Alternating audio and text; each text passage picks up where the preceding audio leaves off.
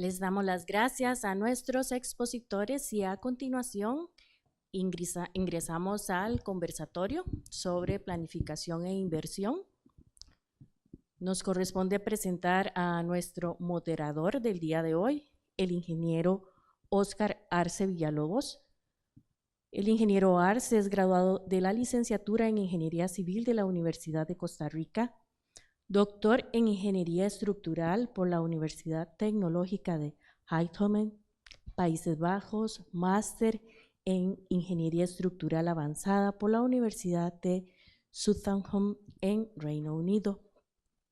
Su experiencia profesional incluye docencia como profesor de los cursos de estructuras de concreto, estructura de mampostería y construcción, estructuras de concreto del ITCR, institución de la que fue director de escuela, miembro del Consejo Editorial y vicerrector de Investigación y Extensión, exmiembro y fundador de la Escuela de Mampostería de la NAME, de la UCR, fue diseñador y jefe de diseño final de puentes en el MOB, director del Programa de Construcción de Asignaciones Familiares, MOB, y jefe de Ingeniería en la Dirección de Aviación Civil. La experiencia no institucional incluye la consultoría estructural, la gerencia de infraestructura y servicios en la empresa Intel, así como la gestión del programa de excelencia operacional en esa misma empresa. Fue miembro del Comité Internacional de Selección de Países a cargo de la evaluación de la infraestructura, los programas educativos y la seguridad. El ingeniero Arce ha servido en la Junta Directiva de la Cámara de Industria de Costa Rica y actualmente es miembro del Consejo de Acreditación del CEFIA, la Junta Directiva de la Cámara de Consultores en Ingeniería y Arquitectura, y es el presidente de la Fundación para la Ciencia y la Tecnología.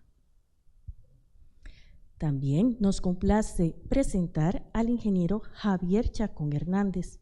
El ingeniero Chacón es ingeniero industrial, máster en Administración de Negocios con énfasis en Finanzas y Banca, diplomado en Gestión de Responsabilidad Social y licenciado en Química con especialidad en Química Industrial Ambiental.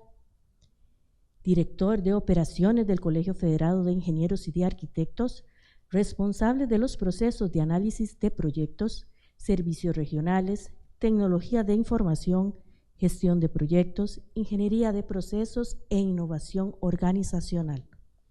Consultor en gestión de procesos, calidad, estrategia empresarial y sostenibilidad y en el desarrollo de programas de mejoramiento organizacional.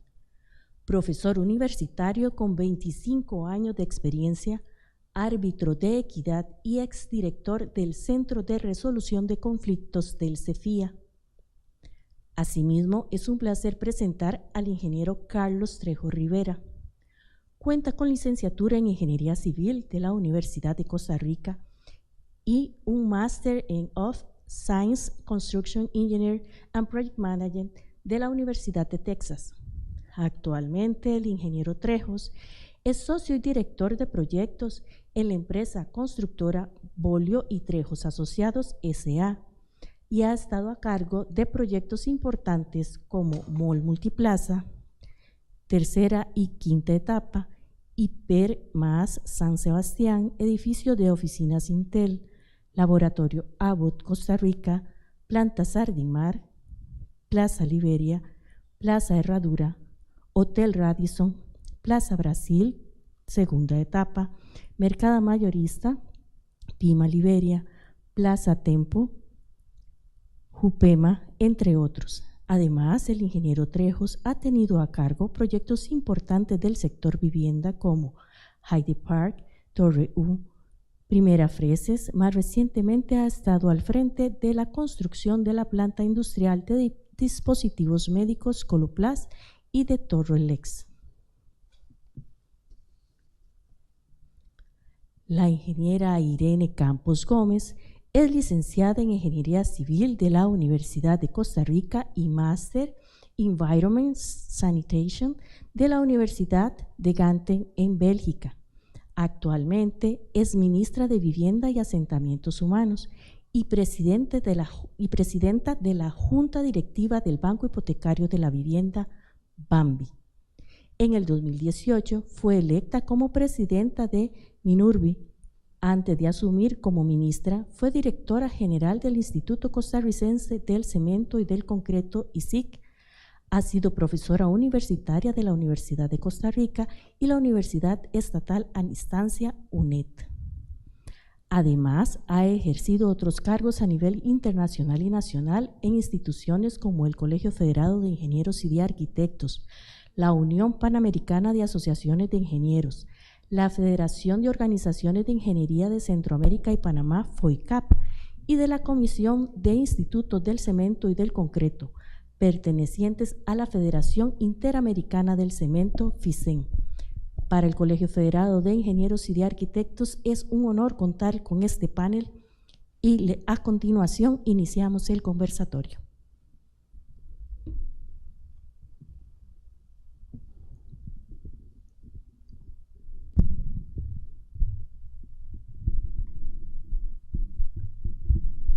Buenas tardes a quienes nos acompañan hoy aquí en el CEFIA y a quienes nos siguen vía internet y muy especialmente a quienes nos acompañan acá en la mesa.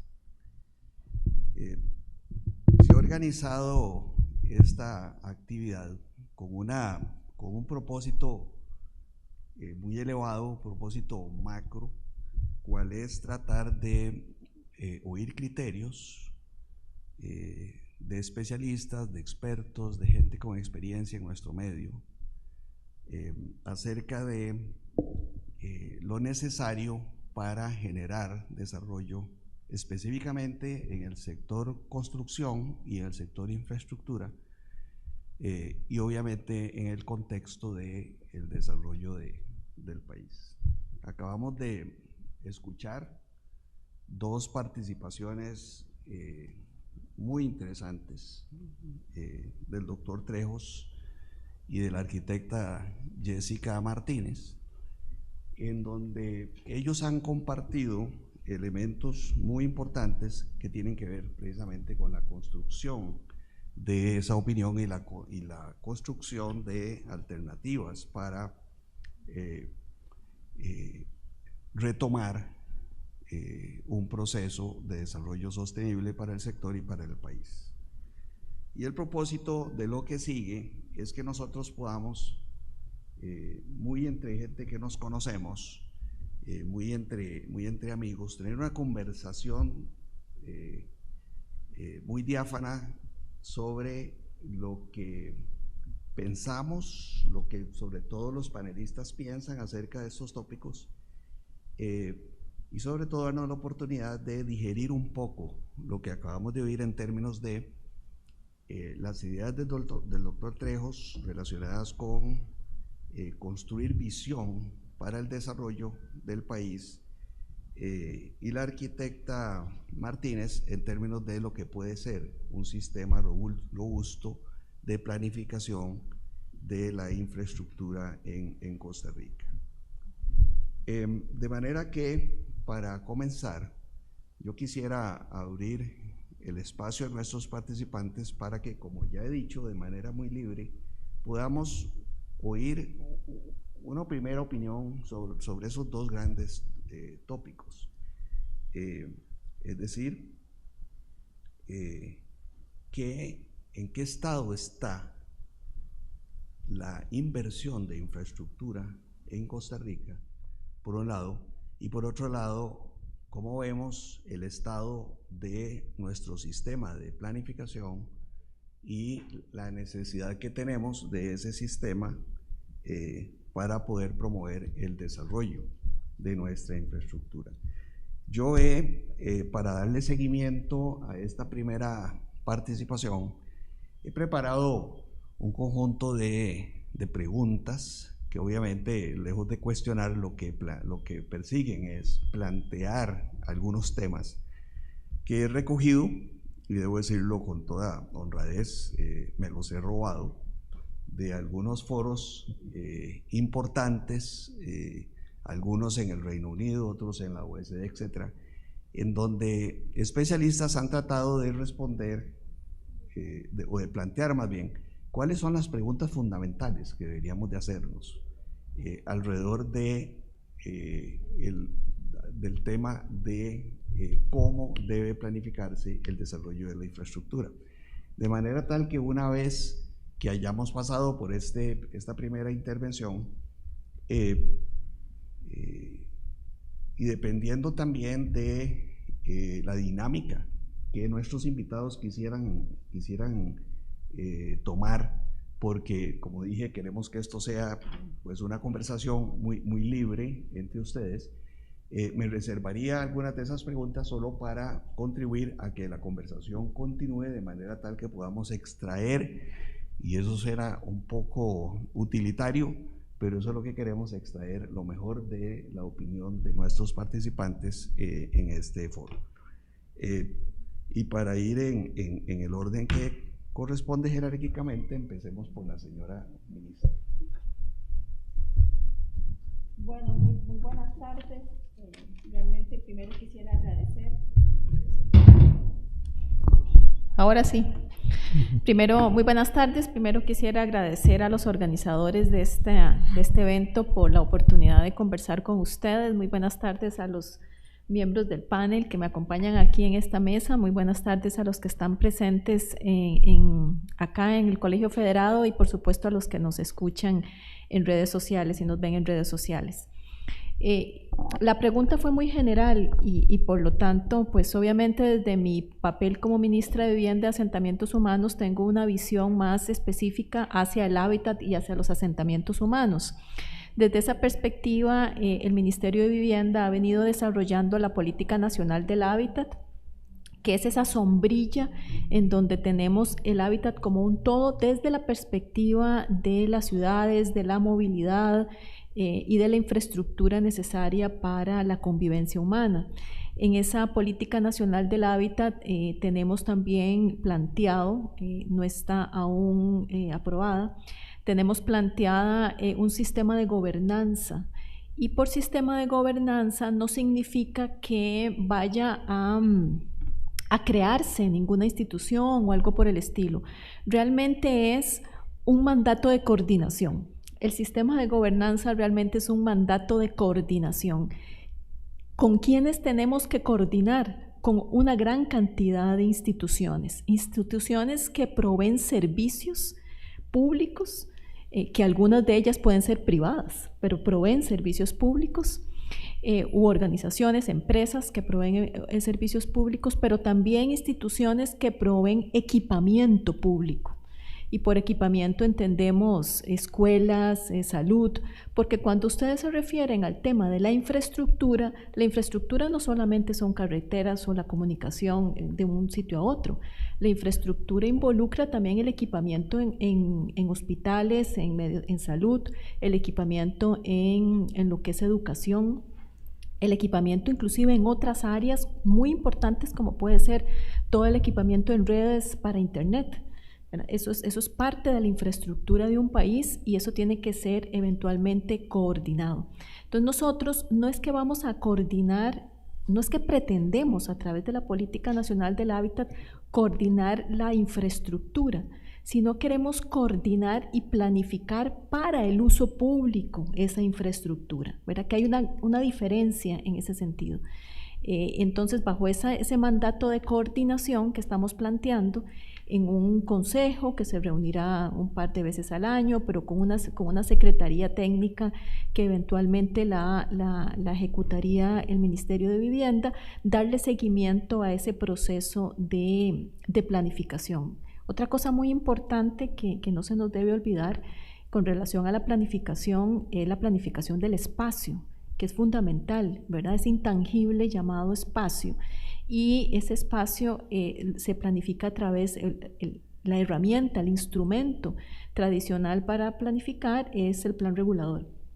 Por lo tanto, no debemos dejar de lado en esta visión que ustedes plantean de planificación y de mejor planificación a los territorios.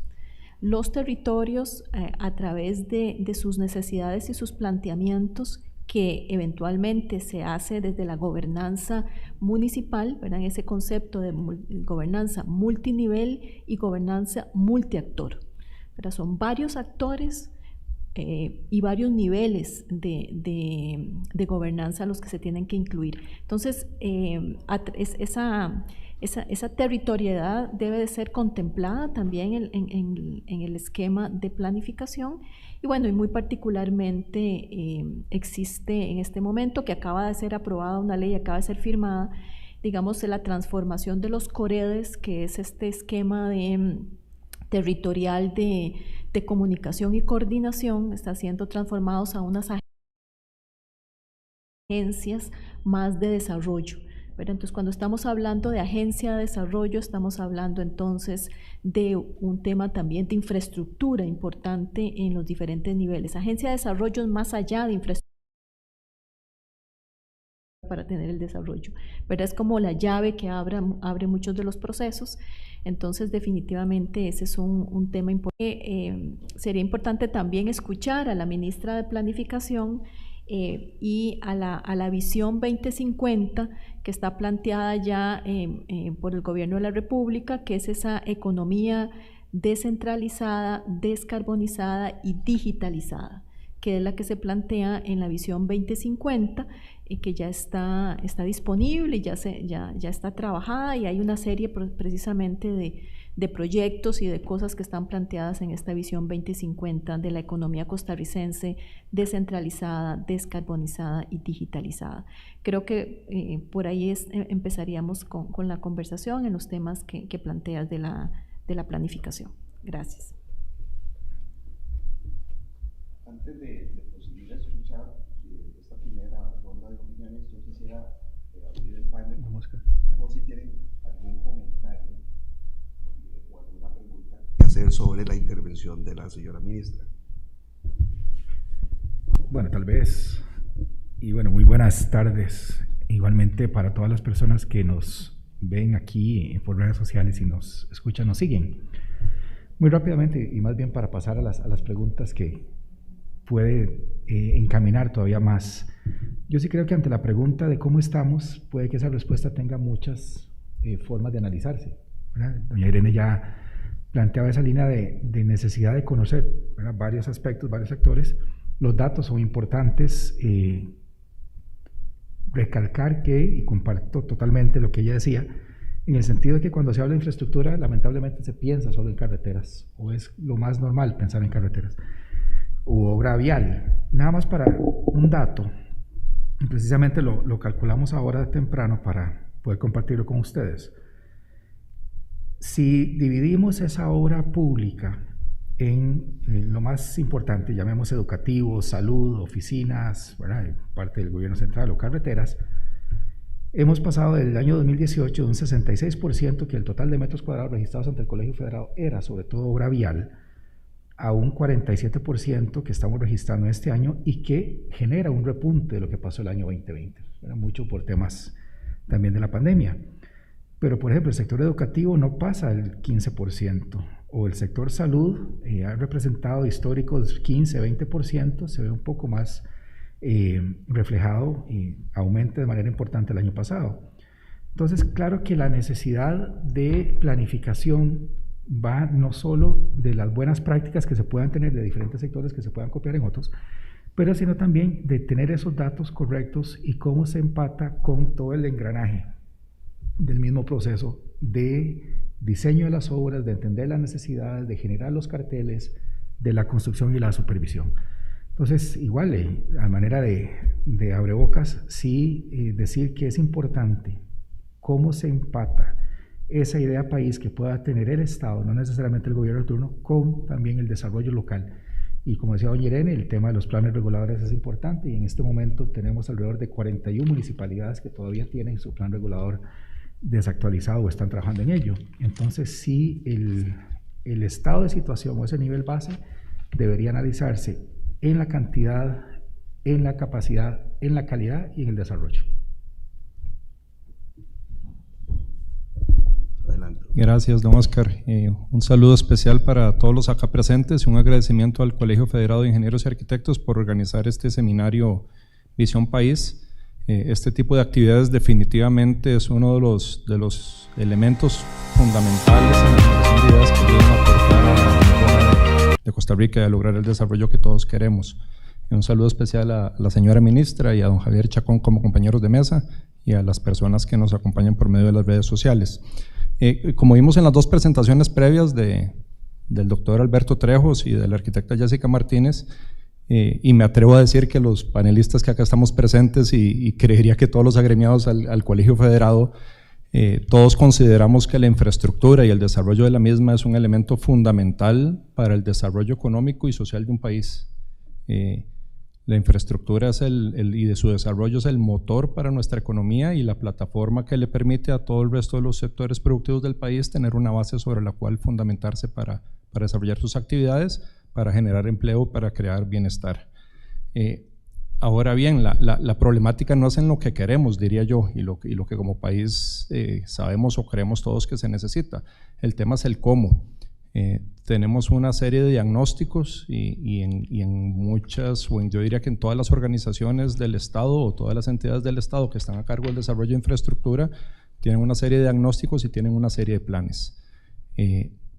Aún teniendo eso, y vimos por ejemplo la información que nos compartió la arquitecta Martínez de los diagnósticos que tiene el MOPT para el tema de sectorización vial o para el tema de la bolsa de proyectos para desarrollo.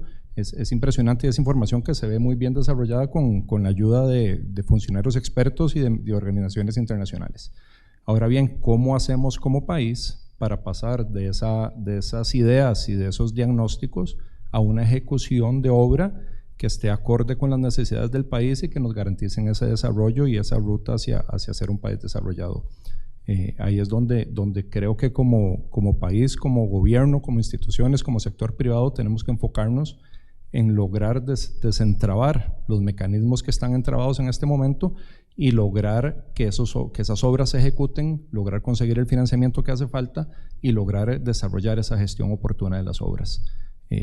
Ahí es donde yo considero, y desde la Cámara Costarricense de la Construcción consideramos que debe estar el foco de todos los entes relacionados, y repito, instituciones privadas, instituciones de gobierno y entes políticos que lideran nuestro país. Muchísimas gracias a todos por esta primera ronda.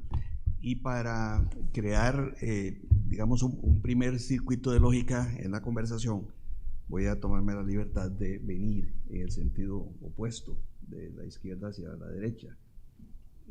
Así es que mi siguiente víctima es don Javier, porque le acabo de oír a Carlos un comentario que claro que tiene una estrecha relación con ambos temas tratados al inicio de la sesión, y que aterriza en una especie de condición, dice Carlos, para precisamente que el sector y su contribución al desarrollo del país puedan ser posibles.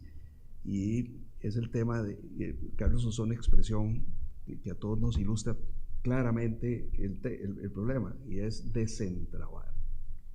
Y por eso vuelvo a ver a Javier, porque Javier ha caminado muchos años alrededor del tema de permisología y de tramitología y de relaciones institucionales. No que a mi izquierda no haya también una experta en el tema, pero quisiera oír de Javier su opinión sobre los requerimientos o el estado en que se encuentra hoy el país en términos de permisología, tramitología, facilidad para que el inversionista pueda intervenir en la economía, versus en dónde deberíamos estar si queremos realmente, como decía el doctor Trejos, alcanzar niveles de crecimiento económico que permitan a los costarricenses el estándar de vida al que aspiramos.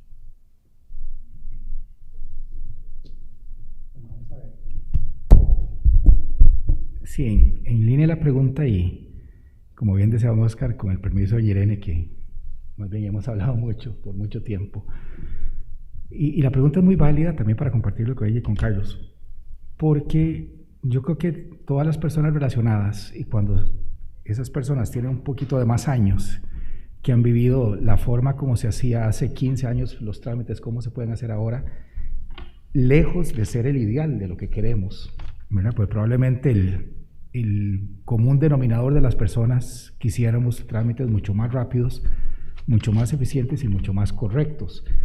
Y aquí lo importante es ponernos todos como clientes. Yo creo que si todas las personas aquí analizan cualquier servicio, lo primero que nosotros buscamos es tiempo.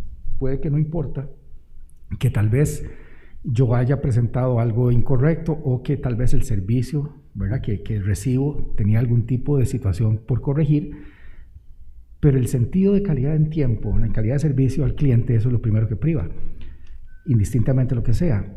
Y hoy precisamente, y contestando aquí un primer abordaje de la pregunta, yo creo que sí hemos avanzado en haber identificado puntos de dolor con la tecnología, con la permisología, con la forma como se hacía hace 15, 18 años, que con el paso del tiempo se han ido dando por subsanados, pero que van saliendo nuevas cosas. A ver si me explico. Probablemente el hecho de llevar un proyecto a aprobar en el pasado era tan largo esa experiencia de ir, de llevarlo a pie, de imprimir los planos, de ir a buscar firmas por todo lado, que tal vez el esperar 5 o 10 días más era parte del proceso. ¿Okay?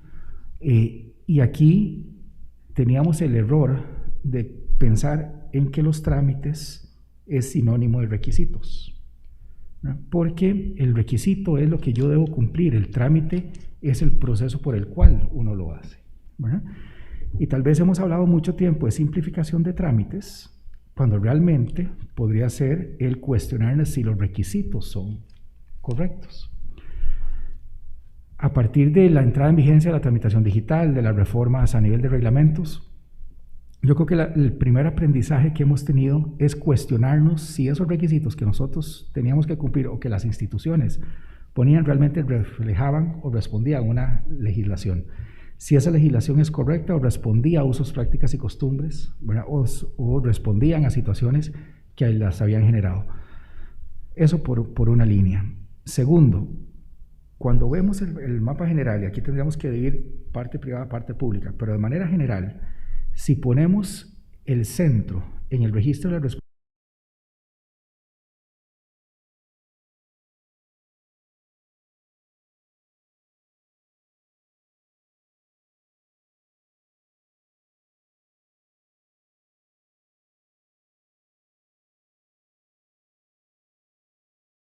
y del CEFIA hacia la derecha hasta contar con el permiso de construcción o el inicio de la construcción está el 30%, y esos son procesos de revisión.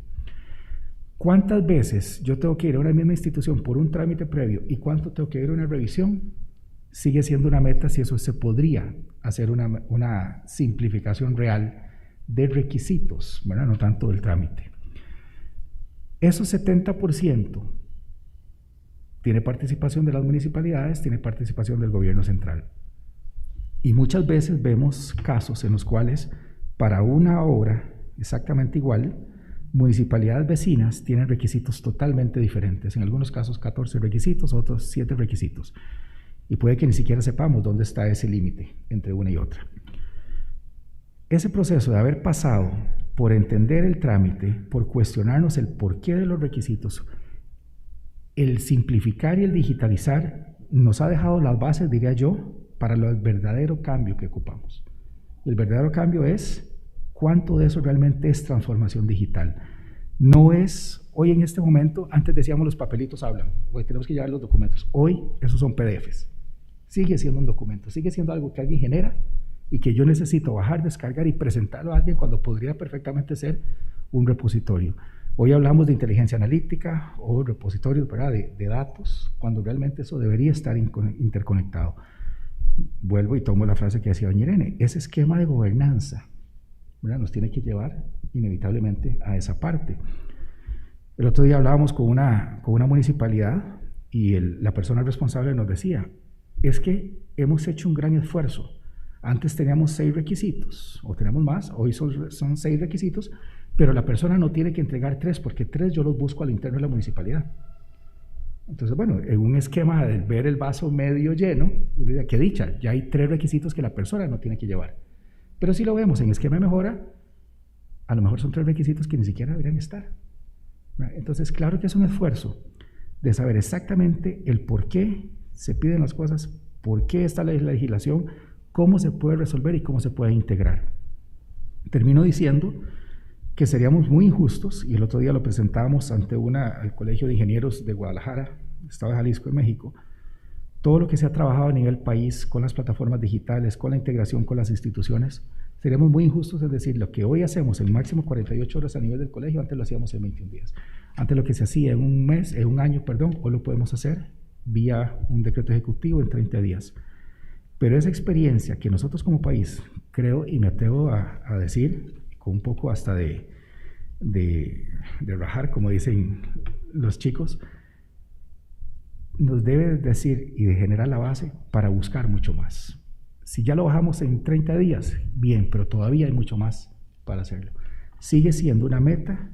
¿Cómo podemos cuestionar, en el buen sentido? No es jugar rompiendo las reglas, es entender la cancha del juego. Si esos requisitos legales realmente responden a la realidad o sigue regulando lo que ya pasó hace mucho tiempo.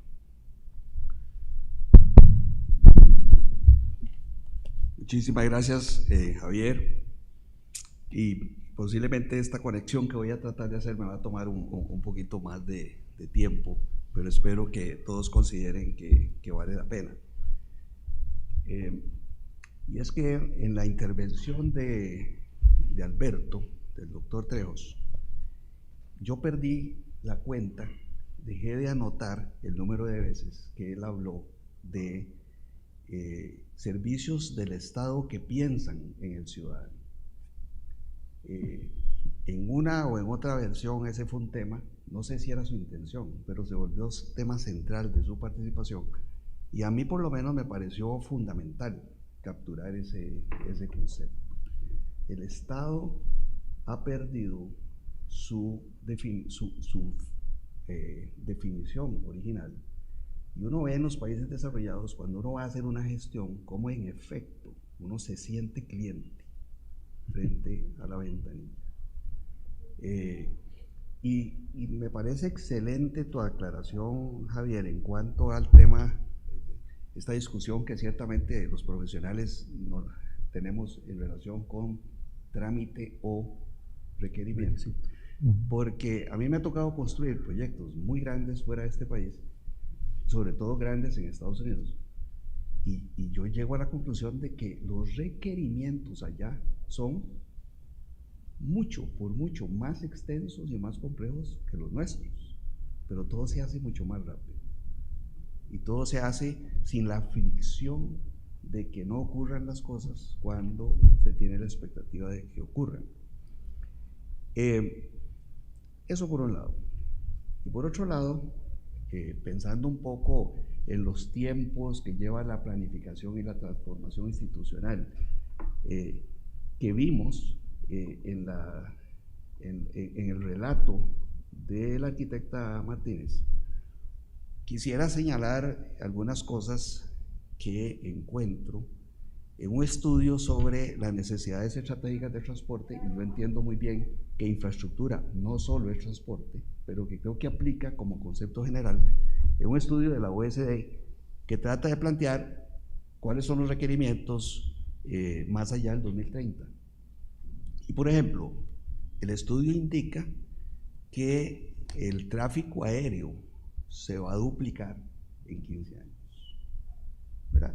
Entonces, cuando uno piensa en Costa Rica queriendo competir en el mundo, habiendo encontrado un nicho extraordinariamente valioso como es el turismo, si uno solo pensara que Costa Rica va a ser exitoso en mantener el proceso en que se encuentra, lo mínimo que le va a suceder es que vamos a tener que atender el doble de pasajeros en ese periodo tan corto en el aeropuerto de Santa María y en el aeropuerto de Liberia y en algún otro que podamos construir en ese plazo tan corto. Pero no solo eso, es que si ustedes revisan toda esta información se van a dar cuenta que el número de todo va a crecer exponencialmente, la cantidad de gente que tenemos que mover, la cantidad de bienes y servicios que tenemos que insertar en una logística aplicada para poder ser competitivos.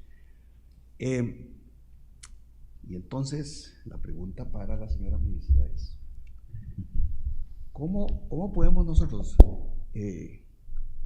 prepararnos para esta velocidad de cambio en un ambiente de transformación institucional en donde el ciudadano esté en el centro de todo, siendo que venimos de un pasado en donde hemos sido muy lentos para reaccionar a las cosas? Plan Nacional de Transporte, no vamos a repetir todo lo que vimos con Jessica, pero ese es un monumento al desperdicio del dinero, ¿verdad? Gastamos un dineral en contratar a un consultor extraordinario que hizo un estudio extraordinario que nos dijo que era lo que tenemos que hacer y no hemos hecho nada de lo que ahí se dice. Y por otro lado, estamos a las puertas de un cambio de gobierno.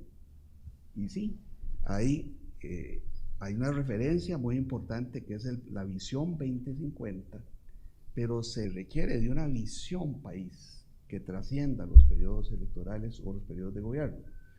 Entonces, se requiere mayor consistencia desde el punto de vista institucional en, me parece, dos cosas, y esa es la pregunta. Una, los ciudadanos, pero por otro lado, poder responder con la premura que estos tiempos indican que hay que responder.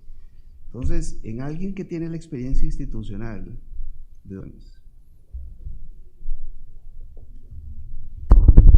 Gracias. Primero voy a hacer un par de comentarios. Lo primero es que con tu estadística, a mí me gustaría ver, Cuadrado siempre va a ganar. Entonces, no sé si esa es la estadística que presentaste en metros cuadrados, pero no serían comparables, porque el número de carreteras no sería igual al número de edificaciones. Entonces, inclusive en inversión, ¿verdad? Habría que me estás planteando, yo lo voy a dividir en dos aspectos. Primero, plantear las necesidades del ciudadano de primero en función de los requerimientos. Y quiero decirles que de mi experiencia, porque, o sea, ¿cuál es la situación que tenemos hoy y por qué estamos hoy entrabados, como nos decían? Porque entonces el público dice, el privado me entrega las cosas mal hechas, se las tengo que pedir 5 veces, le tengo que devolver las cosas, devuelve esto 5 veces, ¿verdad? Ahora, ¿quién tiene la razón? Cuando uno va y analiza, así es que este le diga qué hacer y este también tiene discrecionalidad en las cosas que aceptan, los dos. Entonces yo creo que en este tema de requerimientos y trámites, todos, de los dos lados, inclusive hace algunos años teníamos un esquema de aprobación de planos en donde le dábamos toda la responsabilidad al profesional que arreglar esto y esto y esto que no está cumpliendo, lo que fuera que le tuviese que decir. Confío en que usted lo haga, siga adelante. Pero no lo hizo, no lo modificó. Más allá de únicamente el sector público, me parece que es importante también que todos pongamos las barbas en remojo, incluyendo, que ahora estamos en este colegio profesional, incluyendo los profesionales de ingeniería y arquitectura, que muchas veces les devuelven los planos 2 y 3 veces. No lo dudo, podría ser que hayan requerimientos excesivos y también, y eso es también de mi experiencia un tema, no hay visión de cliente. En eso coincido, o sea, aquí tiene que haber una visión más de cliente en el sentido de que me está pidiendo los documentos en forma correcta o no. Entonces habría que revisar, 1, los requisitos, 2, la forma de trabajo y procedimientos internos, pero también habría que revisar, o sea, cuál es la capacidad y los documentos y cómo hacer si vos nos decís, estamos a las puertas de tener necesidades del doble de la infraestructura y hemos demostrado ser lentos, ¿verdad? En este tema de gestión y de cómo lograr gestionar los fondos de una forma efectiva y rápida. Y para eso también la sociedad se tiene que poner de acuerdo. Es que no es un tema exclusivamente de un gobierno. Lo vemos, por ejemplo, vos decís, es una visión del gobierno, es una visión 2050, que inclusive se colaboró, hubo entes externos. No debería un gobierno siguiente hacerle grandes modificaciones porque esa es la visión 2050. Podría agregar algunas cosas, digamos, darle algunos matices, eso no digo que no, pero esta es la visión 2050, no me la cambie, no me la vuelva a cambiar y no me la vuelva a cambiar. Yo creo que también nosotros como sociedad nos tenemos que poner de acuerdo en algunos temas y decirle a nuestros, se vuelven más problemáticos en su gestión porque no hay acuerdo, no hay un acuerdo país con relación a un proyecto en particular, y eso hace entonces que también su gestión sea muy complicada. Control interno, mucho control interno. Si ustedes se ingresan, ¿verdad? Así como quien dice, una persona que va y entra a una institución y la revisa y se da cuenta, control interno que implica normas de la Contraloría, control interno de las auditorías, etcétera. Entonces hay también mucho control interno. Habría que revisar si es o no es necesario todo ese control interno, en algunos casos institucionalidad que tenemos en este momento, y que eso va más allá del trámite o de la institución que tiene que ejecutar un trámite, son requerimientos externos. Entonces, digamos que es una combinación de requisitos o requerimientos, como lo dijo Javier, evaluar cuáles de esos son necesarios o no. Número 2, evaluar, dar capacitación e inducción a los profesionales para que cumplan con esos requerimientos de forma eficaz, ¿verdad? Para la ejecución de un proyecto en particular. Y en ese modelo de gestión, cuáles son los controles suficientes que debo de tener, pero no excesivos, para que se ejecute. Y finalmente yo diría un acuerdo país como sociedad. Se pudo haber planificado 10 años antes, no importa, 10 años después eventualmente puede haber alguna modificación o ampliación, pero que la visión en el tema de infraestructura, un tema que nosotros desde como profesionales en ingeniería y arquitectura deberíamos de impulsar. Muchas gracias, Irene. Y yo me voy a quedar con un aspecto muy específico que citaste. Y de nuevo, converso con él, realmente quedó como lleno de conceptos y de ideas. Y realmente es muy interesante siempre escucharle. Y otro de los conceptos que me quedaron hoy, casi suena como anécdota interesante si no fuera dolorosa. Y es que decía Alberto que nosotros hoy nos pasamos un tiempo excesivo discutiendo problemas del siglo XX, ya tan entrados por otras sociedades en el siglo XX, y que nosotros todavía estamos tratando de resolverlos en el siglo XXI. Y decía Alberto, y esto me parece aún más interesante, que cuando uno hace eso, el problema es que está invirtiendo una cantidad muy grande de energía en las cosas que no son tan importantes. Y entonces, como alumno rebelde de Alberto, me voy a quedar en el detalle, perdido, porque el punto es que tenemos que resolverlos. Entonces yo quisiera preguntar, en alguna medida reforzando Irene, en el sentido de que es necesario llegar a acuerdos como sociedad, y Irene no dijo sociedad técnica, pero yo creo que es un problema de toda la sociedad costarricense, pero posiblemente de las normas y de los procedimientos, ¿verdad? Y la pregunta para Carlos es, frente a lo que mencionaba Irene, que le parece a ella hay que hacer desde el punto de vista institucional, ¿qué nos queda a que las cosas, los proyectos puedan caminar mucho más rápidamente en su etapa, en esa etapa en que lo que está sucediendo es que la sociedad quiere saber si el proyecto cumple o no con la normativa, ¿verdad?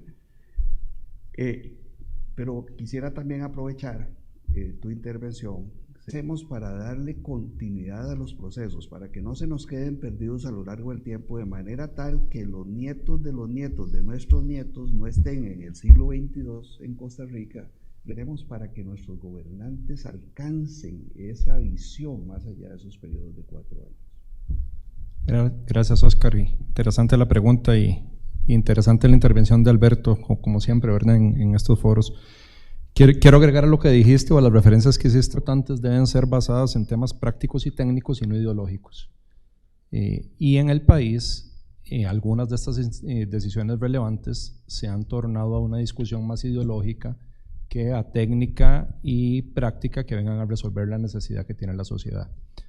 y eso va, o todos nosotros como profesionales agremiados al CEFIA, que gran parte trabaja en el sector privado, pero una parte enorme también trabaja en el sector público o como personas profesionales independientes, creo que debemos apoyar formación que venga a mejorar los procesos, no una digitalización de un proceso existente, que no ganamos mucho convirtiendo los papeles en imágenes.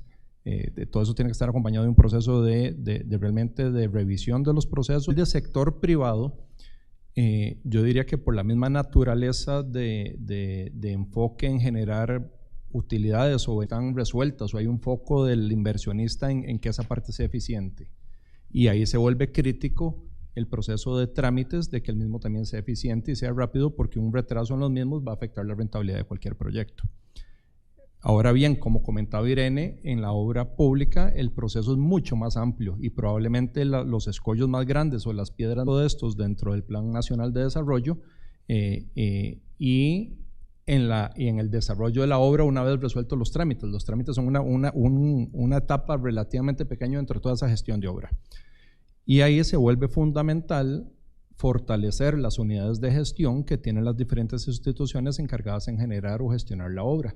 Y en cada institución es diferente la necesidad y diferente el nivel de expertise o de eficiencia que tienen las unidades ejecutoras o las unidades en capacitación. Importante a todos los que participan ahí, se deben asignar responsabilidades claras y deben de tomarse acciones en caso de que no se cumplan las metas y los objetivos, de forma que esas etapas que incumplen totalmente las metas que tenían, así como hay otros que son… Creo que hay un trabajo grande e importante de diferentes organizaciones, como lo es enseñando, las universidades también son parte de esto, en que se deben capacitar los profesionales de forma que no se queden en prácticas de antaño y en metodologías de trabajo que ya no están actualizadas. Entonces el tema de capacitación es relevante. El tema de las estructuras organizacionales es fundamental. O sea, tenemos a nivel público una serie de instituciones con duplicidad y una reestructuración de estas entidades. Se debería lograr una eficiencia mucho mayor en los procesos. Y nosotros como profesionales, según el asiento en el que estemos en el momento dado, tenemos que participar de esos procesos activamente. Definitivamente, otro lado de la acera, el desarrollo del país depende del trabajo conjunto de ambos sectores, y la única forma en que el país salga adelante es haciéndolo de esa forma. Entonces ese tema, por lo que empecé este diálogo, es el tema ideológico lo debemos de apartar. O sea, a nivel de decisiones deben ser técnicas y científicas y prácticas. El tema ideológico es importante en algunas de ellas, pero en gran mayoría de lo que tiene que ver con infraestructura son decisiones de esa índole. Entonces creo que por ahí viene un poquito la tarea que debemos de realizar. Muchas gracias, Carlos. Pero sí, tal vez quisiera enfocarme en un aspecto que creo que requiere mucho trabajo y análisis. Según los números que compartía Jessica y los que algunos conocemos, más o menos $2 billones, $2.000 millones al año, según un plan que estudió qué necesitaba la sociedad costarricense, en particular nuestra economía, para poder desarrollarse, ¿verdad? Según ese plan determinó. Ese plan se aprobó en el 2011. Y creo que en esos alrededores estábamos inmersos aún en las consecuencias de la crisis del 2008. Es decir, no fue un plan que se aprobó en medio de haber descubierto que toda la península de Osa estaba cimentada en oro y alguien había ese nivel de inversión. Y la cuestión es que el país ha sido capaz de invertir de esos solo 340, 350 millones al año. Es decir, hemos dejado sistemáticamente un hueco de 1.7, de 1.700 millones de dólares.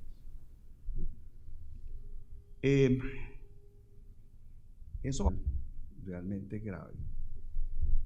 La pregunta de qué podemos hacer es clave, porque definitivamente no sobran los recursos, y entonces frente a quienes tendrán que tomar estas decisiones muy pronto, ¿qué sugerirían ustedes acerca de los criterios para poder priorizar esas inversiones? De manera, digamos que del modo más conveniente, en esa visión de desarrollo que bien dice Carlos, en general todos compartimos. Tal vez empiezo por Javier y giramos. Carlos, ustedes. Y tener más técnicos no quiere decir que esté del lado de la parte social. O sea, definitivamente tenemos que enfocarnos en escoger los proyectos que le generen mayor beneficio a la sociedad como un todo. Y ese beneficio puede obtenerse de forma directa, con lo virtuoso que se genera a partir de ella. Es triste que toda la inversión que no hicimos en los últimos años, recuperarla es prácticamente imposible, ¿verdad? Esa inversión, si se hubiera hecho elementos que hubieran generado un círculo que crece la inversión de gobierno relacionada con lo mismo, ¿verdad? Entonces, volviendo a tu pregunta, definitivamente debemos escoger los proyectos que tengan un mayor impacto en el bienestar de generar encadenamientos con diferentes sectores productivos del país y que detrás de ellos todos estos proyectos.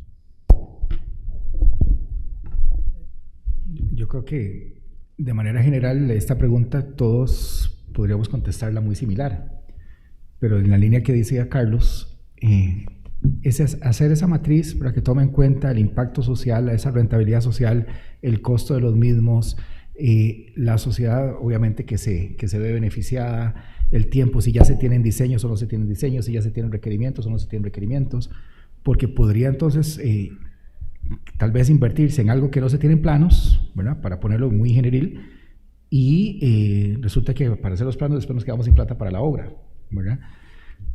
Algo también importante es ese 80-20, ¿verdad?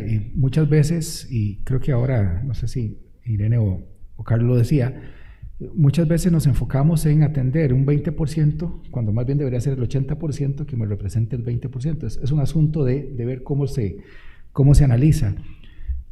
Claro está también que hay que distribuir. Esto es muy similar a una empresa, ¿verdad? Y perdón por hacer esta comparación, pero es una empresa que tiene que a partir de cómo, de ese análisis que se tiene. Algo que decía doña Irene hace un ratito, no es solo una causa, ¿verdad? Estos son modelos que no hay una sola causa, puede haber una causa raíz, pero también puede que destinemos proyectos en los cuales ese sector o esa institución tal vez no tiene la formación. Entonces hay que ayudarle a esa institución en lo que es el diseño, en lo que es la ejecución, en la generación de carteles, no hemos hablado de eso, pero también es parte de esa cultura de calidad y círculo virtuoso que decía Carlos, ¿verdad? No atrasar un proyecto que fue bien diseñado, que podría ser bien ejecutado, pero tal vez fue mal licitado. Pero entonces, adicional a lo que decía Carlos, sí importante esa matriz de decisión donde se tome en cuenta todos esos aspectos, desde la inversión social, el tiempo, el dinero que se cuenta, los requisitos y los escollos que se puedan tener. Al fin y al cabo es maximizar esos 100 colores que podamos tener, ¿verdad? Y tener el mayor rendimiento posible. Irene. Como decía Javier, creo que la respuesta es muy similar. Yo le agregaría a lo que ellos dos indicaron, le agregaría el concepto territorial. Vamos a ver, tradicionalmente cuando uno hace un análisis de beneficio de la sociedad, pues obviamente entre más personas beneficia, y de eso me refiero a la densidad de la población, pues va a dar más positivo. Entonces, si uno toma en cuenta únicamente esas variables, pueden ser que proyectos importantes en zonas territoriales más alejadas, pero que en este momento tienen índices de desarrollo humano muy bajas, no lleguen a tener una rentabilidad. Entonces, a mí sí me parece importante que adicional a lo que están planteando ellos, debemos también tener una visión de territorio. Y esa visión de territorio nos debería llevar entonces también a proyectos de infraestructura interesantes, que muchos de ellos son más que infraestructura, sino también es empleo, y empleo me refiero más allá del proceso constructivo, a zonas en donde en este momento se requieren y que tienen muchas capacidades, y que con la pandemia descubrimos muchas cosas. Descubrimos que un muchacho con una educación adecuada y una buena conexión, puede estar trabajando para una empresa en San José y no se tiene que trasladar. Pero también descubrimos que hay una gran desigualdad en los territorios, asociado a servicios que se les debe dar a estas familias. Entonces, yo diría que un tema importante es el tema territorial, y ahí vuelvo a rescatar la visión 2050, donde tiene muy marcada las diferentes inversiones que deben de realizarse en los territorios. O sea, va más allá de las inversiones en la gran área metropolitana, sino que esa visión incluye el concepto territorial y por lo tanto incluye también esa visión de necesidades de zonas que en este momento tienen un bajo índice de desarrollo humano, pero que perfectamente con una infraestructura adecuada pueden potenciarse. Y hay un tema adicional que es un tema de género, que usualmente son discusiones que nosotros no tenemos a nivel de infraestructura. Usualmente no tenemos la visión de género, pero se ha revisado que no solamente la infraestructura no está diseñada, especialmente la infraestructura pública, hablando de espacios públicos, no está diseñada para que las mujeres podamos estar bien en esa infraestructura y hacer un buen uso de esa infraestructura, sino también está aprobado específicamente en Costa Rica que dándole mejores oportunidades a las mujeres desde el punto de vista de empleo, que a su vez tiene que ver con unas mejores condiciones de infraestructura, el país avanza muchísimo. O sea, esa necesidad de incremento de nuestra economía se ve muy favorecida si ayudamos a las mujeres en diferentes temas. Entonces creo que también esa visión de género en la toma de decisiones debería considerarse. Muchísimas gracias. Quisiera abrir un ciclo con un ciclo en un tema relacionado, pero saliéndome un poco de la línea que traíamos hasta el momento, en términos de recordar que nos estamos planteando el tema de inversión y planeamiento como en el marco de todos los problemas que hemos mencionado, un área de enfoque que requiere atención dada la situación país, sobre todo en términos de inversión. Permítame leerles algo que publicó el Foro Internacional de Transporte el 3 de marzo del año 2021. Si un país debe ir a los mercados financieros a pedir prestado para reactivar la economía, debe sin duda hacerlo.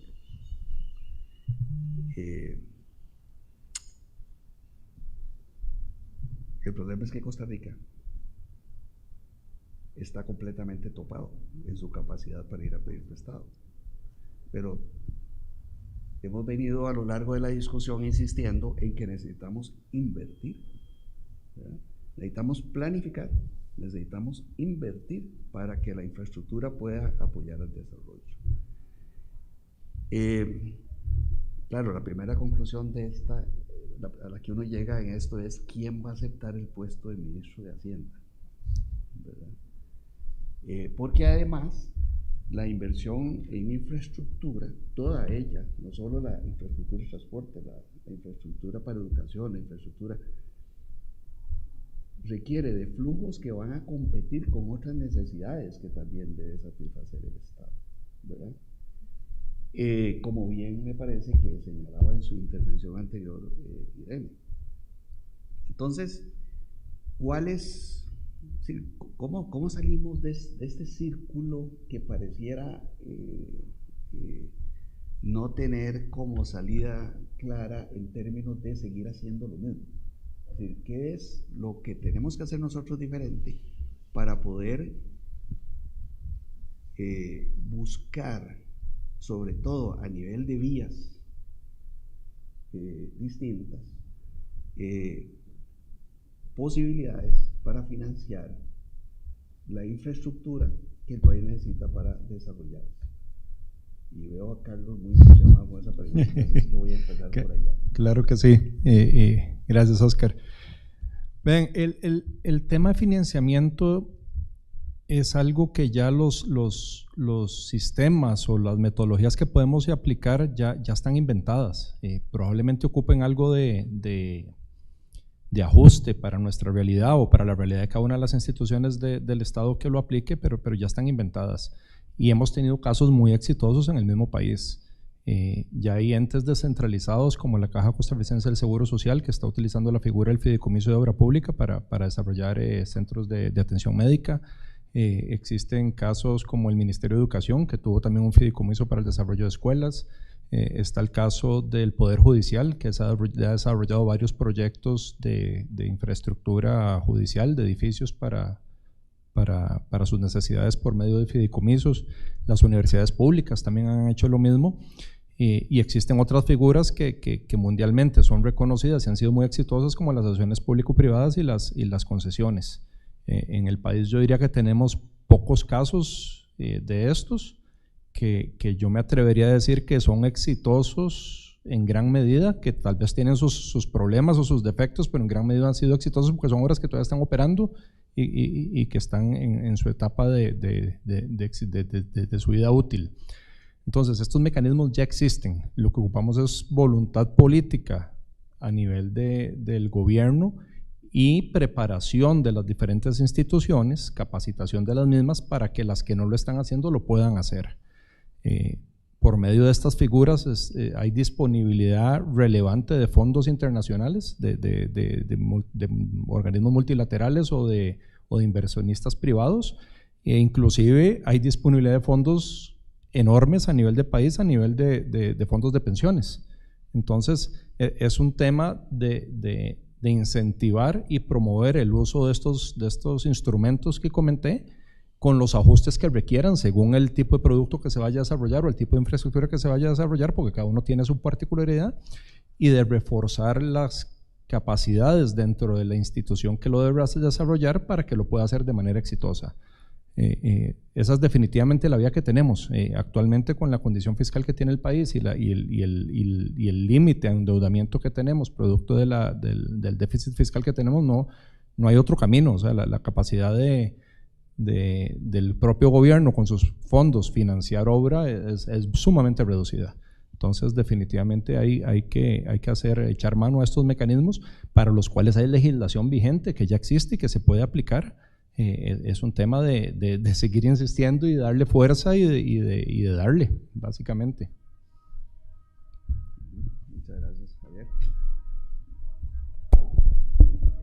No, yo creo que esta es otra pregunta que hubiéramos contestado relativamente lo mismo. Tal vez sí contar a partir de una experiencia personal. Cuando yo estaba en el programa de la maestría en finanzas, yo hice mi proyecto de graduación precisamente en titularización de hipotecas para generar, bueno, obviamente titularizar, ¿verdad? Créditos hipotecarios para colocarlos como tales en fideicomisos, etc. En ese momento, estoy hablando del año 2002, ya en Costa Rica se habían dado 3 experiencias exitosas de proyectos similares, donde se había hecho, tanto en banca pública como en banca privada, procesos de titularización muy focalizados. ¿Okay? Totalmente lo que decía Carlos, y lo compartimos en el sentido de que hay que analizarlos, hay que entender los riesgos que genera esto como instrumento financiero que es, ¿verdad? Probablemente haya un mayor riesgo, ¿verdad? El rédito pueda ser mayor, pero ya hay, o sea, yo creo que ustedes decían, Oscar, al inicio, hay muchas cosas que ya se tienen, que probablemente no es buscar soluciones nuevas a aspectos que ya han sido probados en otros países. Por una u otra razón, este tipo de mecanismos financieros a partir de la ingeniería financiera como tal se han visto ideológicamente comprometidos dependiendo si son correctos o no son correctos, o si van a poner mayor en riesgo los fondos que se tengan para ellos, caso de pensiones como decía Carlos. Pero en esa línea ya hay un aspecto importante. El otro aspecto importante es el tema de las asociaciones público-privadas. Y hay casos de éxito, y aquellos casos que tal vez no han sido tan exitosos, por lo menos sí tienen que dejar lecciones aprendidas, de manera que eso se pueda convertir, ¿verdad?, en esos tips de aspectos que no se tienen que repetir, o más bien que se tienen que subsanar de previo para poder hacerlo. Hay otras líneas que pueden ayudar hoy a mejorar la inversión ya desde la técnica como tal, no desde la parte financiera.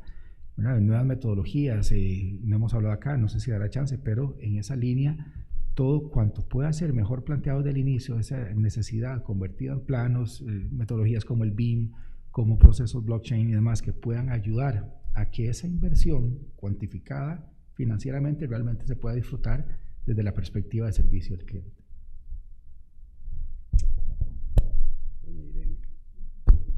Bueno, efectivamente creo que la respuesta la dio Carlos, y es la respuesta de utilizar diferentes métodos o formas de financiar la obra pública, especialmente con alianzas público-privadas, fideicomisos o semejantes, ¿verdad? Eso definitivamente, como él dice, ya ha sido utilizado en el país, pero también hay otros países que tienen experiencia y que con eso uno puede retroalimentarse para utilizar este tipo de instrumentos. Yo agregaría simplemente como un tema complementario el tema de que necesitamos seguir con disciplina fiscal, independientemente de que haya una forma diferente o complementaria para financiar la infraestructura, porque nos vamos a dar cuenta que no todos los proyectos tienen la viabilidad para ser financiados de la forma en que se definen por alianzas público-privadas. Son ciertos tipos de proyectos, se hace un análisis, ¿verdad? Se revisa, no todos son financiables de esa forma, entonces siempre vamos a tener que echar mano de préstamos de desarrollo, y eso nos obliga entonces a seguir con una gran disciplina fiscal, que les puedo decir que particularmente en este momento la estoy sufriendo muchísimo. O sea, no es una medicina fácil de tragar, es amarga, pero definitivamente es una medicina necesaria. Y en esa medicina lo que hay que tener es mesura en esa disciplina fiscal, porque en esa disciplina fiscal, cuando uno analiza el gasto, ¿verdad? El gasto tiene dos grandes componentes: el gasto corriente y el gasto de capital. Y cuando hablamos del gasto de capital, estamos hablando principalmente de infraestructura. Y en esa disciplina fiscal, dadas las características de nuestra deuda en este momento y por la regla fiscal, ese gasto de capital entra dentro de la disciplina. Y entonces es ahí donde deberíamos de revisar si eso tiene sentido o no, ¿verdad? Porque yo siempre pongo el ejemplo de como la familia endeudada con la tarjeta de crédito. Entonces, si esa familia endeudada con la tarjeta de crédito sigue gastando, pues nunca va a lograr. Entonces, por eso le ponen un límite. No, ya usted no puede más de esto porque usted está gastando demasiado. ¿Y qué pasa si la familia le dice, mire, yo tengo este negocio, esta inversión, este gasto de capital, vea mis rendimientos, yo podría pagar no solamente pagar la deuda que tengo con la tarjeta de crédito, sino por supuesto lo que yo voy a gastar en esta inversión. Y entonces ahí es donde hay que tomar la decisión, ¿corro el riesgo o no? Entonces, lo decía muy bien Carlos, cuando uno hace infraestructura hay un círculo virtuoso en la economía.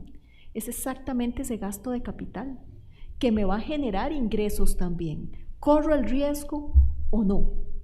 Entonces, es precisamente ese análisis más profundo de lo que significa la disciplina fiscal, hasta dónde vamos a llegar, porque tampoco es morirme de hambre, ¿verdad? Porque entonces de ahí tampoco sirve, pero sí hacer énfasis en que es necesaria la disciplina fiscal para poder entonces tener una mejor condición, porque definitivamente hay algunos proyectos que inclusive puede ser un proyecto mixto, pero en donde haya inversión del Estado a través de préstamos de desarrollo e inversión privada a través de algún tipo de alianza público-privada.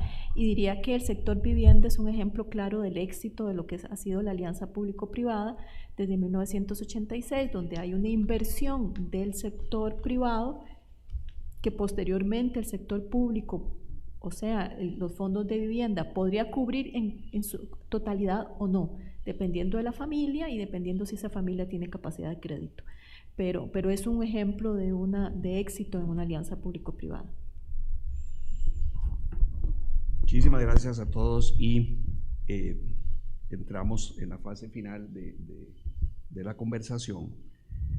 En esta fase final voy a a plantear un tema y finalmente cuentan ustedes con unos minutos para algunos comentarios finales que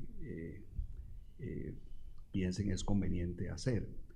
El tema es el siguiente.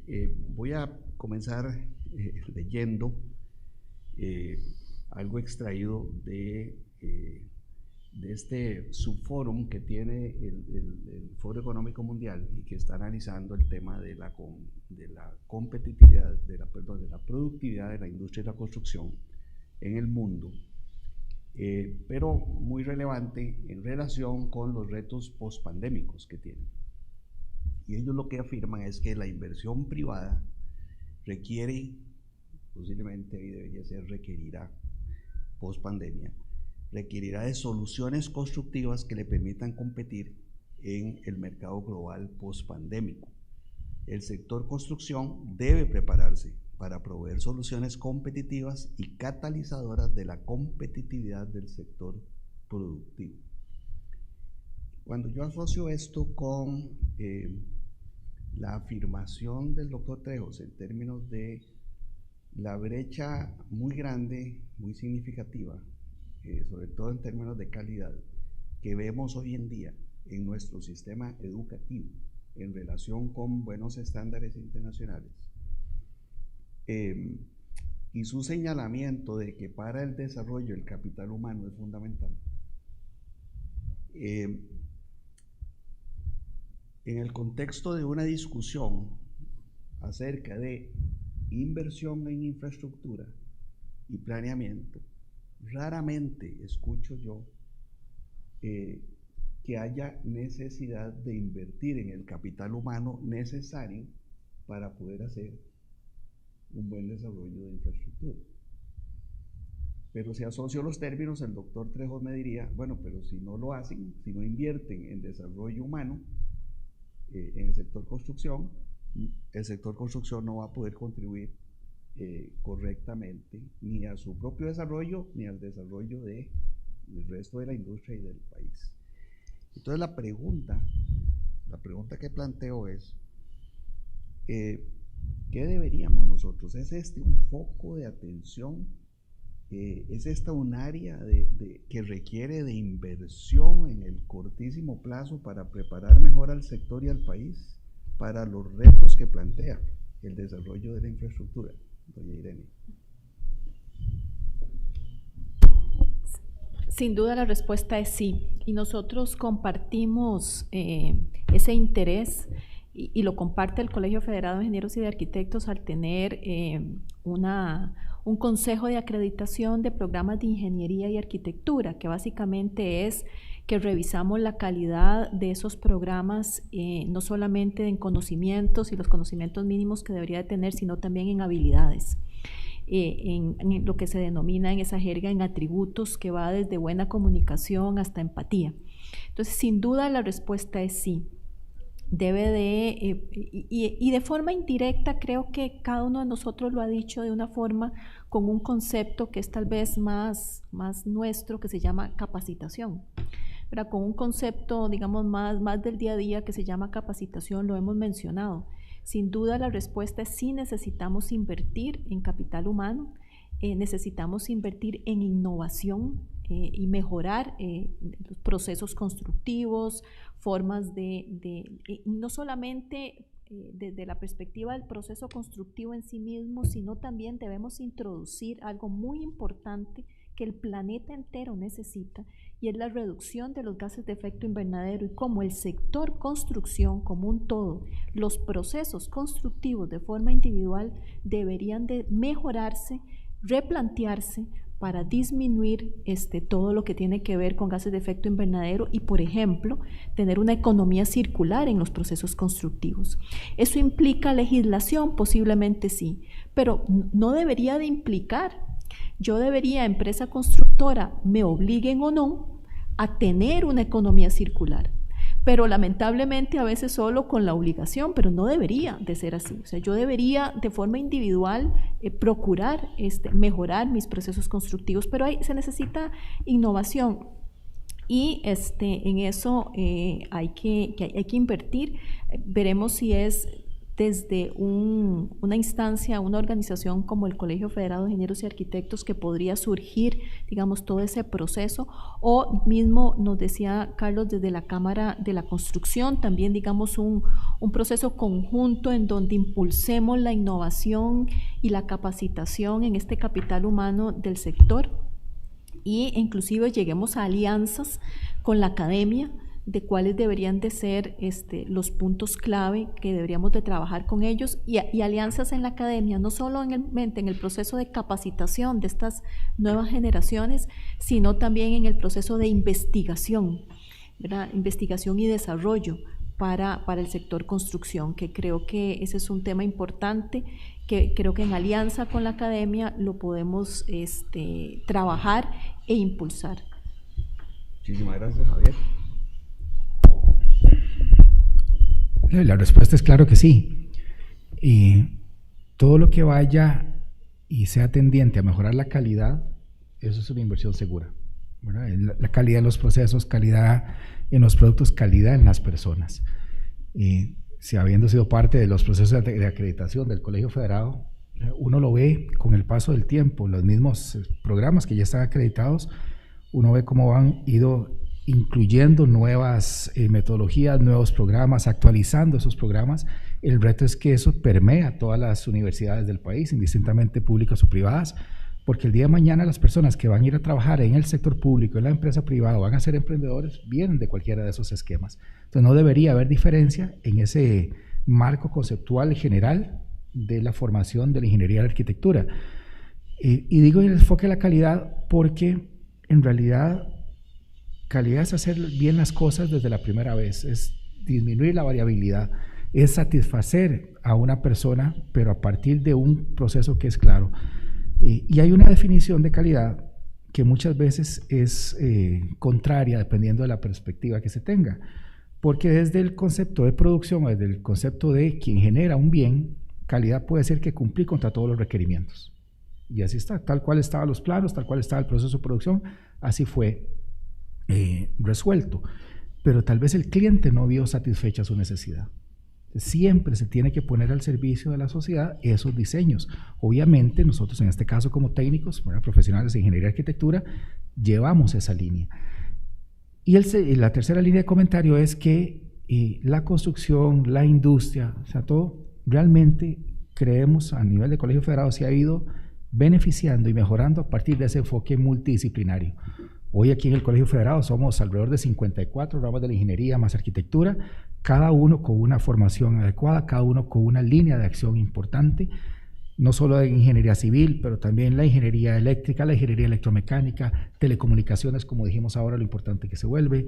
Si estamos hablando de hospitales, los profesionales de ingeniería en electromedicina, que también son específicos para el área, los ingenieros industriales desde la línea de aprovisionamiento, calidad, control, seguimiento, y así, y no quiero dejar por fuera todas las ramas que hoy participan mucho más que antes y como nunca, siendo parte de ese equipo que genera un bien para el disfrute de alguien. Entonces, sin duda, todo lo que sea mejorar la calidad, y si eso se logra por la formación de las personas, a eso hay que apostarle siempre. Sí, interesante. Hay una estadística mundial a lo largo del tiempo que de las diferentes industrias en el mundo, la construcción es de las pocas industrias en donde no se ha dado una mejora significativa en la productividad de los procesos o de la misma construcción, comparado con cualquier otra industria manufacturera de, no sé, de automóviles, de alimentos, de cualquier otro tipo de cosa. Ahora bien, que eso haya sido así a lo largo del tiempo no quiere decir que no estemos en un momento preciso de la historia en donde se están juntando una serie de factores que pueden empezar a cambiar eso. El tema de la globalización, el tema de la mejora en comunicaciones, el tema de tener disponibilidad inmediata de información de otros lugares del mundo, de qué se está haciendo, todo el tema tecnológico, de mejora tecnológica, de automatización de procesos, de estandarización de procesos, de prefabricación, son sin duda elementos que van a ayudar a que la industria mundial mejore en su productividad y en su eficiencia. Y nosotros tenemos que mantenernos inmersos en eso, y ahí van a cumplir un un factor fundamental toda la parte de la academia, la parte de las organizaciones formales como lo son el colegio, la cámara, la construcción, y cada profesional por sí mismo es importante que se mantenga actualizado e informado de lo que está pasando en el mundo. Y eso debe ir acompañado con un seguimiento continuo de qué legislación o qué reglamentación a nivel país debe de actualizarse en su debido momento para poder aplicar estas nuevas tecnologías o estas nuevas metodologías de trabajo. Entonces, si es un trabajo conjunto de todo el sector, que une la academia, une la parte gubernamental, la parte institucional pública, une la parte profesional y une la parte privada, en donde todos debemos trabajar en conjunto en aprovechar todas las tecnologías nuevas que se están desarrollando en el mundo, traerlas al país lo más pronto posible y lograr esa mejora en la eficiencia, en la productividad y en la calidad de las obras que estamos desarrollando. Muchísimas gracias. Quisiera agregar a lo dicho por ustedes un elemento histórico relacionado con el Plan Nacional de Transporte. Los consultores que plantearon este plan dedicaban un porcentaje muy alto de los primeros 4 años de inversiones que están propuestos en el plan para la formación del capital humano que el Sistema Nacional de Infraestructura requería para poder hacer la gestión correcta de ese plan. Y yo creo que eso tiene que llevarnos a profunda meditación, porque eso no se hizo, ¿verdad? Eso me corrige don Federico, que siempre me corrige y eso me mejora muchísimo. Muchas gracias. Don Federico Baltodano, que está aquí presente con nosotros en el CEFIA, para los que nos siguen por internet, corrección muy válida. No se hizo, dije yo, no se ha hecho, dice don Federico. Y yo en parte propuse la pregunta porque no veo visos. Yo he estado leyendo algunos de las propuestas de gobierno de algunos, no he podido terminarlos todos, pero de algunos de los partidos, y este tema no lo he encontrado en ninguna parte. O sea, creo que seguimos pensando que la normativa, la reglamentación, el programa y todas esas cosas van a ser el milagro. Y nos olvidamos de que las cosas suceden porque los seres humanos hacemos que sucedan. Y si queremos que sucedan cosas de calidad, necesitamos formar una masa crítica de calidad en el sector infraestructura que provea el seso necesario para poder provocar transformación.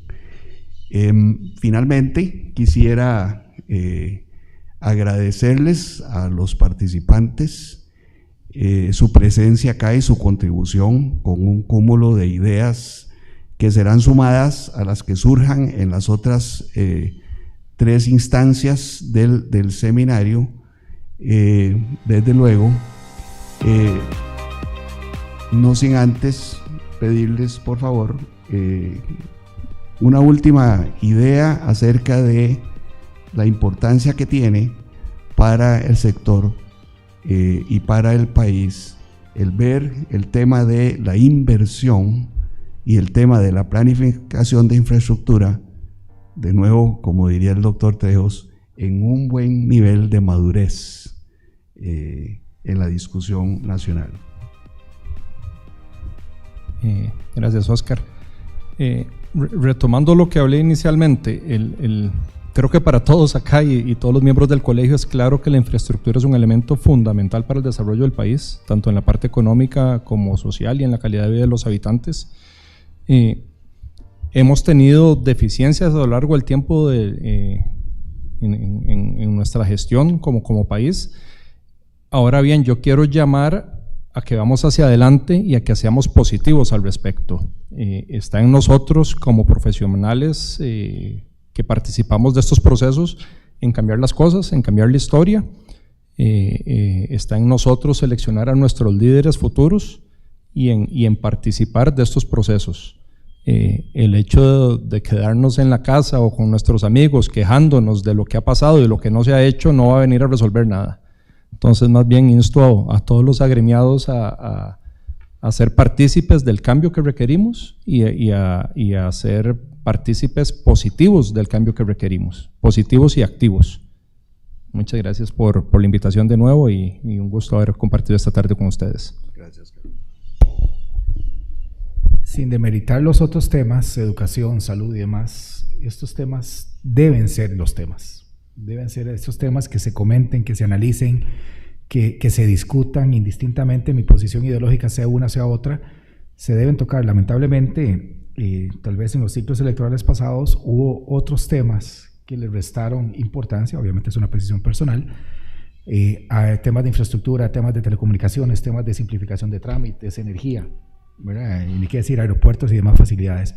Entonces, cuanto más entendamos, cuanto más leamos, cuanto más nos asesoremos y entendamos, ¿verdad?, esta dimensión, creo que va a ser más rico el análisis, creo que va a ser todavía más eficiente ese abordaje y podamos incluir desde un enfoque, como decía, multidisciplinario, las diferentes soluciones que el país necesita. Y totalmente de acuerdo con Carlos, este es el momento para analizarlo, ese voto informado que nosotros desde el Colegio Federado hemos tratado de hacer con diferentes candidatos a la presidencia, hasta entregando un documento que esperamos sirva de base, pues como ciudadanos deberíamos hacerlo, tomar esa decisión correcta y no quedarnos ahí, sino también actuar y también dar nuestra parte para ello. De nuevo, muchas gracias y muy buenas tardes para todos y todas. Bueno, primero que todo, muchísimas gracias por la invitación. Comprenderán que desde mi posición no puedo más que irme directamente a tu pregunta. Definitivamente la planificación, y no estoy hablando únicamente de la planificación en infraestructura, sino la planificación conceptualmente hablando es indispensable para la ejecución. Entonces, sin duda, esto es así. Y desde el Ministerio de Vivienda, que es lo que me corresponde en este momento dirigir, lo tenemos muy claro y tenemos entonces planteada la Política Nacional del Hábitat al 2030, que es una planificación que inclusive tiene un plan de acción con objetivos, con indicadores, con responsables, entonces, y está planteada desde una perspectiva integral. Creemos que esa es nuestra contribución a esa planificación que tiene que ver en este caso con el hábitat y la infraestructura del hábitat. De nuevo, muchas gracias a quienes nos acompañaron acá en el CEFIA, a los panelistas y a quienes nos siguieron remotamente vía internet. Buenas tardes para todos.